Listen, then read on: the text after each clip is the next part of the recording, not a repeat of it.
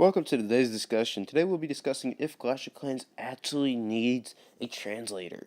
And the reason I'm bringing this up is because one day I was on Global and it was like 1 in the morning. Nobody was on the English Global. I changed over to the Chinese Global. Everybody's on. And there's a bunch of activity. And I was like, man, I want to be a part of this.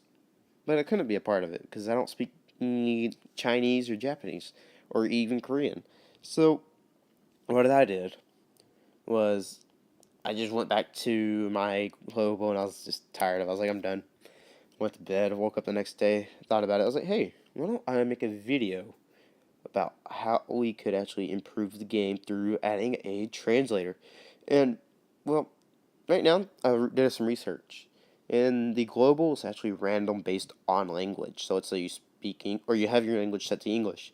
You're going to be put with a bunch of people that speak English, even if they don't speak English, doesn't matter. Um, and another thing I thought about was, is this would actually profit Supercell? Because now all of a sudden you have way more people playing the game. Since you have more people playing the game, more people are going to buy gems, more people are going to be social, interactive, and now all of a sudden your activity is going to increase. And due to the new shielding system, it wouldn't really matter. It wouldn't make too much of a difference. I would believe anyway. Another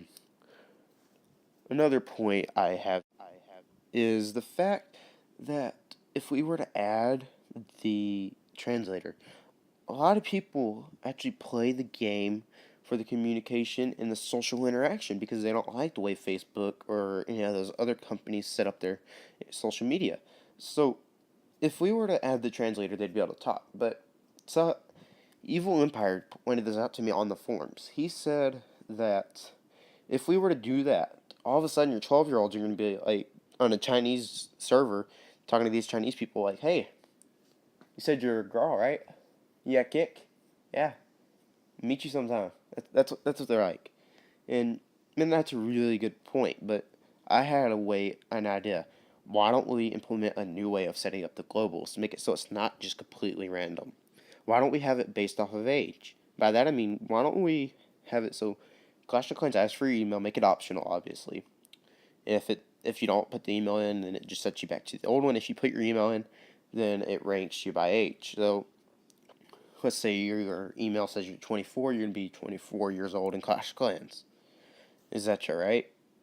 So now all of a sudden, you're not with just 12-year-olds when you're 24. You're with 24-year-olds or someone around your age.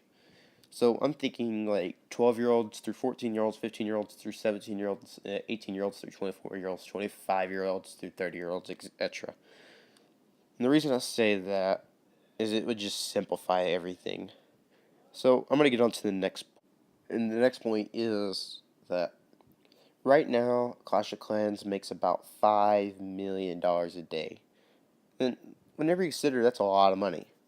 But if they did add this translator, what would happen is since you have all these new people getting on the game, they're playing the game, they're interacting, they're going to want to buy gems to speed up their buildings. And what this is going to do is actually increase the amount of profit Supercell makes. Now you're like, what does this have to do with me, the player? Well, you as the player, now you have more people to talk to, but on top of that, Supercell has more funding, so they can actually improve the game at a faster rate. I mean, sure, they're still going to have to do testing and all that, but now, they don't have to worry about the money as much, because now they're getting so much money, it's just like, what are we going to do with all this money? And I believe that's why they actually started making Clash Royales. They were getting so much money that they just like, okay, what are we going to do? Let's make another game like Clash of Clans. And which is a really good idea because now, while people are waiting for something to upgrade on Clash of Clans or they're shielded, they don't want to attack, now they're going to go to Clash Royale.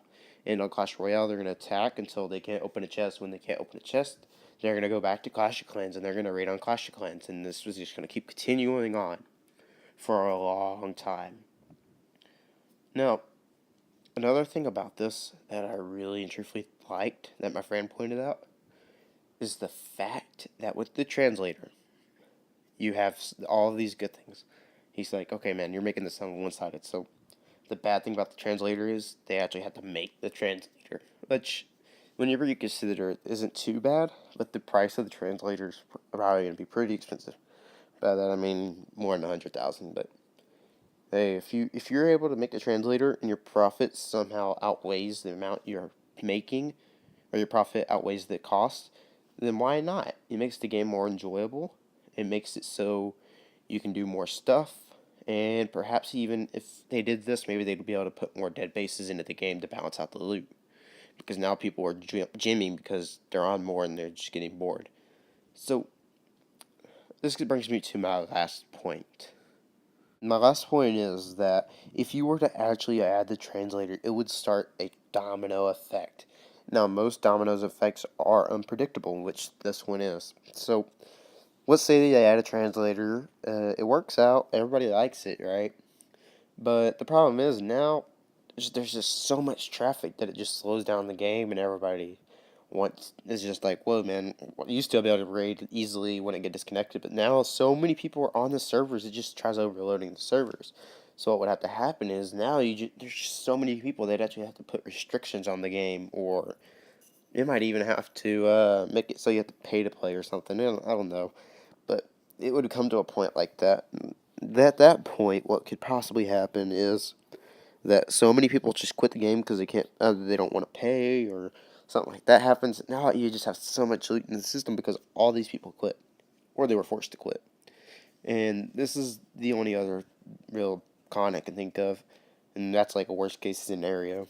The best case scenario is, let's say you implement the translator. Everybody loves the translator. Okay, you're getting millions and millions of dollars. The servers can handle it. You keep up your server maintenance, and everything goes well, right? So now you ain't got to worry about it. And they're making double, probably a lot more than they're making now because of this. Um, One thing someone pointed out just now as I was doing this video is that whenever you're in global, if you were to do this, right, you're in global. Let's say for some reason you have a prejudice against, I don't know, let's say an Iraqi country or something, right? Or your country's at war with another country. You don't want to talk to them or something, right? So now you're just socializing with people you don't even know what country they're from, and it just makes the game like anonymous almost. So I had a solution for that. Just at the bottom under the text, say translated from or something in a smaller font, smaller text, just so people know for the extra information that this person is not from the same country as them, and or something like that. You see that makes things simpler. So I get back to the point here where I was talking about the removing dead bases. So I showed you my defense log, right? I'm gonna go ahead and change back to English because most of you cannot read that. Because most of you speak English like me. So I'm relaunching the game here. As soon as it loads up, I'm going to show my defense log, and you will actually see this base gets removed for about 5 days each time. Sometimes you get raided twice, then you get kicked off for 3 or 4 days. Sometimes you get raided once, and then you get kicked off for like 5. So this is proof, solid proof, that they are removing the dead bases temporarily. However, they are putting them back in, which is a very good thing. So I will see you next time. Take care. Say hi to the kids, and I'm Peace.